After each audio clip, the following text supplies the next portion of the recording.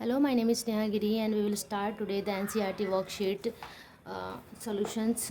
So many chapters are there. So we'll start from the first chapter and the worksheet is given like 1A, worksheet 1A. Okay, so we'll start with the first chapter 1 real numbers. Okay, अगर आपको concept चाहिए तो आप please comment कर दीजिए, ताकि concept बिना बताए मुझे भी पढ़ाने में इस तरीके से मज़ा नहीं आता। पहले तो क्वेश्चंस कर लेते हैं। अगर आपके कमेंट पॉजिटिवली अच्छे कमेंट्स आ जाते हैं तो हम कॉन्सेप्ट भी स्टार्ट करेंगे। ठीक है, तो चलो अब क्वेश्चंस फर्स्ट से स्टार्ट करते हैं और यहाँ हम कवर करेंगे 10 questions in this video. Okay, the question number first you can see from here. Question number 1 to 5 are the multiple choice question MCQ based, and select the correct options. The first question is the SCF of smallest prime number, smallest composite number is. ठीक है, तो चलो से हम करते हैं smallest prime number and smallest composite number. Okay, as we all know, the SCF of smallest prime number is smallest prime number is 2.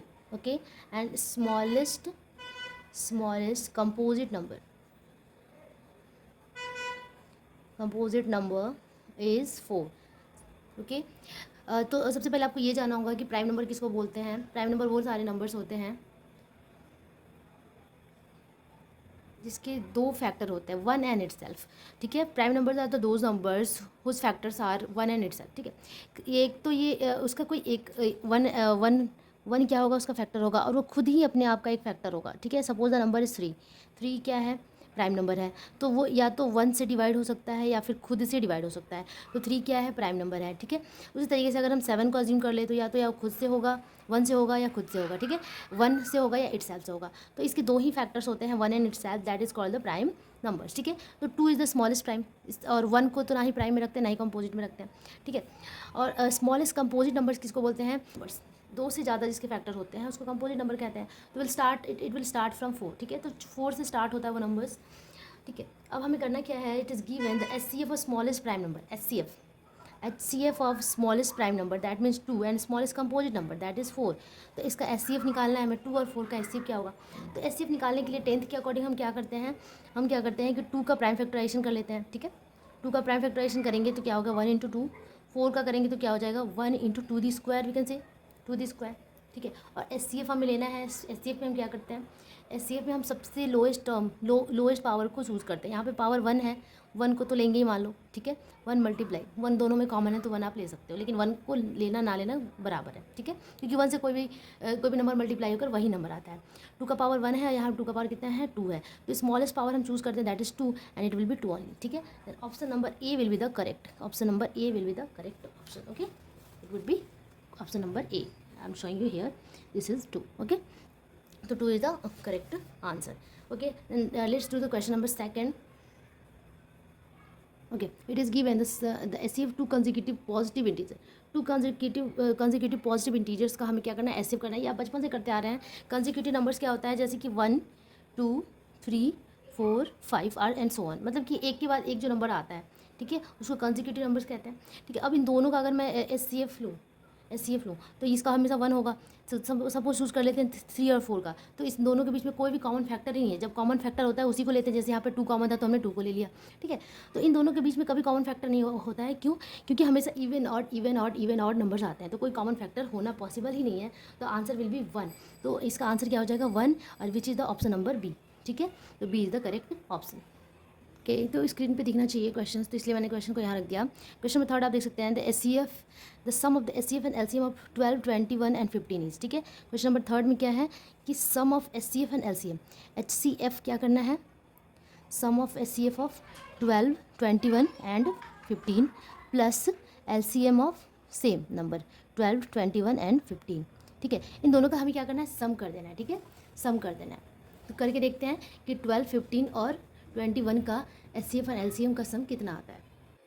ठीक है, तो सबसे पहले करेंगे 12 का प्राइम फैक्टराइजेशन। 12 को लिख सकते हैं 3 इंटू 2 इंटू 2 दैट इज़ 2 का स्क्वायर।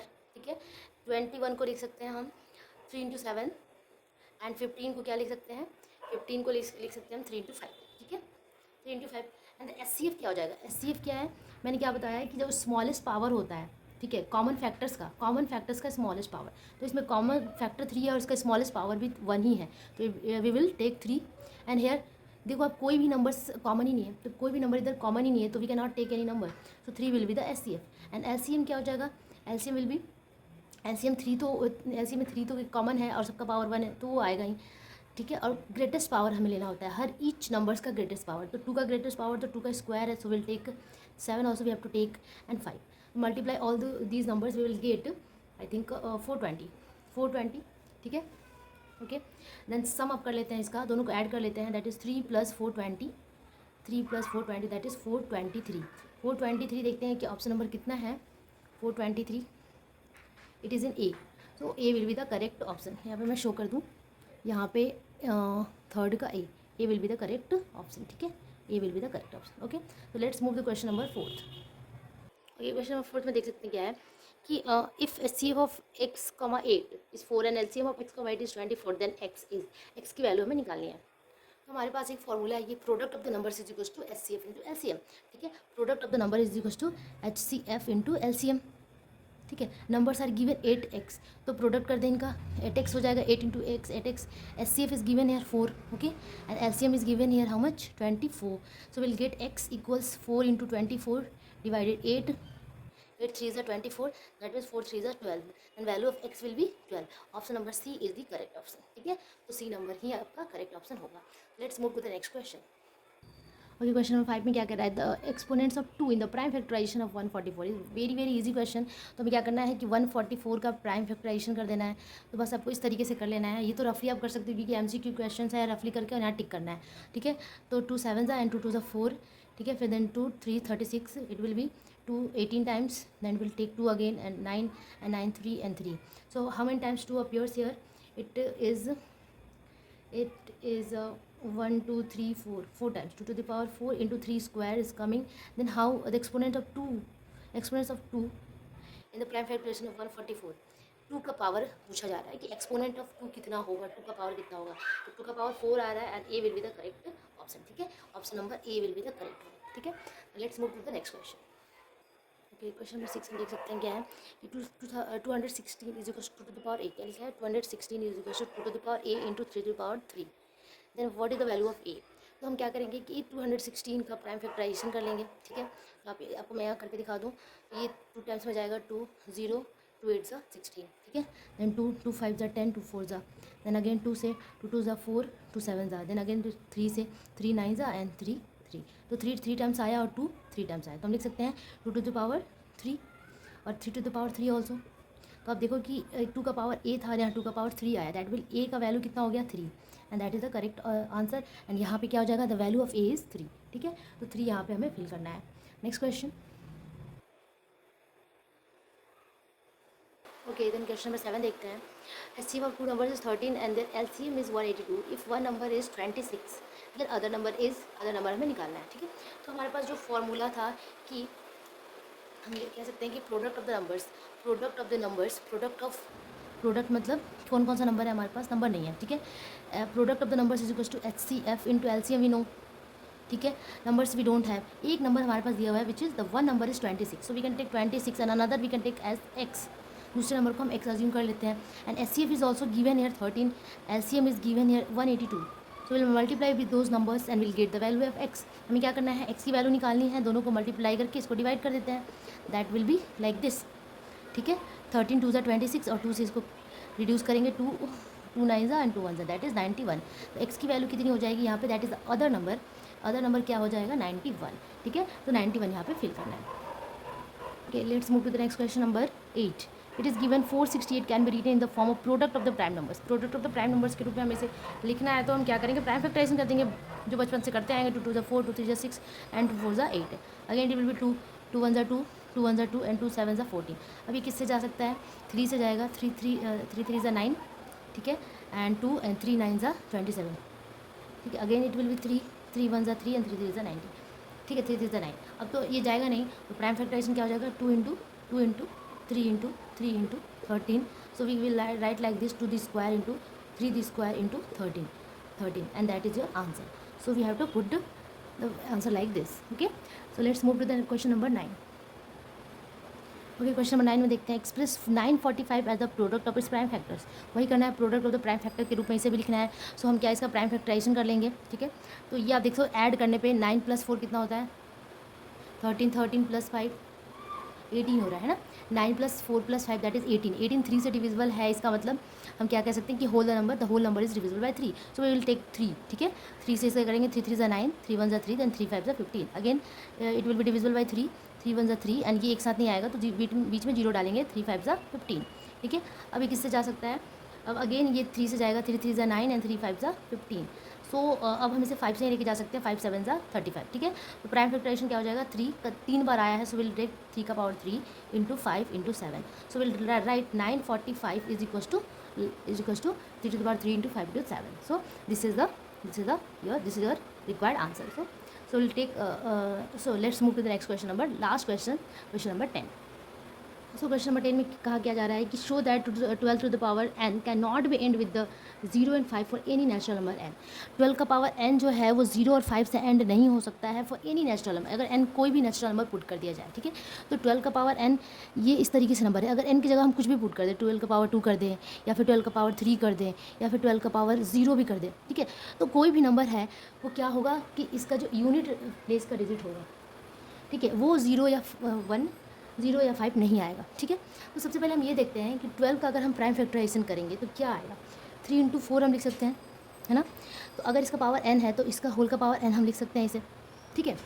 तो आप देख सकते हो कि अगर हम प्राइम फैक्टराइजेशन में कहीं भी अगर 5 आता है, 5 और 2 एक साथ आता है, टुगेदर आता है, किसी भी नंबर के प्राइम फैक्टराइजेशन में, तभी वो नंबर को मल्टीप्लाई करने पे हमें जो नंबर मिलता है और वो एंड जरूर या तो 5 से होगा या फिर 0 से हो सकता है। लेकिन यहाँ पे देख सकते हो आप कि पावर में अगर हम कुछ भी डाल दे रहे हैं, 2 3 4 5 6 और इसका प्राइम फैक्टराइजेशन कर रहे हैं, तो वो नंबर क्या है कि 0 लास्ट में नहीं आएगा। तो अगर प्राइम फैक्टराइजेशन में 2 और 5 नहीं है, 2 और 5 नहीं है, तो हम ये नहीं कह सकते हैं कि ये नंबर जो है वो 0 और 5 से एंड होगा, ठीक है। तो हमें क्या करना है, इसे लिखना किस तरीके से है मैं अभी आपको बताती हूँ।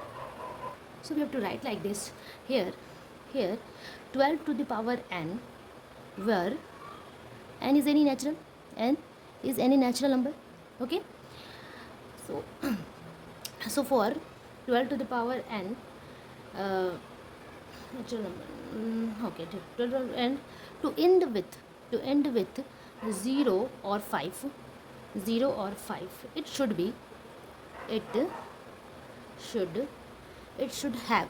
have 2 as well as 5, 2 और 5 एक साथ होना चाहिए in the prime factorization, in its prime factorization. So my writing is worse here, please don't, writing बहुत अजीब सी आ रही है, ठीक है।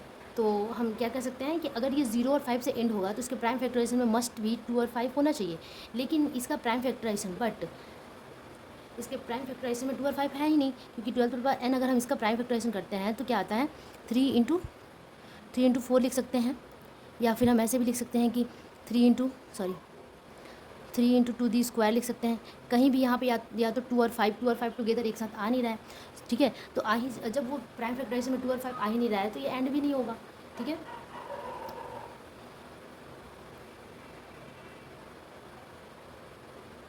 So hence there is no any 2 and 5 in its prime factorization, hence it cannot be end, hence 12 to the power cannot be end with 0 और 5 and this is our answer, ठीक है। हमें इस तरीके से इस आंसर को लिखना है, इसे और अच्छे से दिखा दूँ, ठीक है। इस तरीके से आपको दिखाना है आंसर को, ठीक है। तो इस तरीके से हमने क्वेश्चन नंबर 1 to 10 यहाँ पे कंप्लीट कर लिया है। नेक्स्ट वीडियो में आगे के क्वेश्चंस को पूरा करने की कोशिश करेंगे, क्योंकि क्वेश्चंस इस तरीके से हैं। नेक्स्ट क्वेश्चन में 11 to हम कोशिश करेंगे कि 20 तक का यहाँ पे सॉल्व कर लें, और then will move to the next worksheet number 1B। तो ये था वर्कशीट नंबर 1A। सो इस तरीके अगर आप वीडियो आप पसंद करते हैं तो प्लीज़ सब्सक्राइब करें एंड आगे शेयर भी करें, ताकि बाकी स्टूडेंट्स को भी इससे हेल्प मिल सके। Thank you so much for watching, bye bye, take care.